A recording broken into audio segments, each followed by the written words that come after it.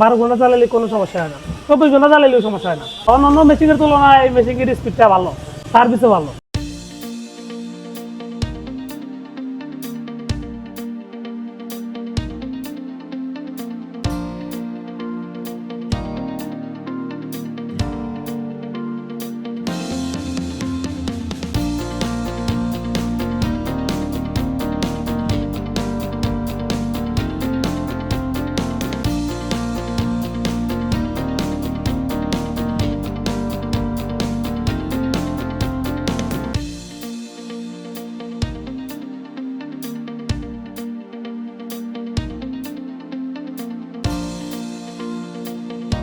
আসসালামু আলাইকুম, আমি মোস্তফা, আমার নাম।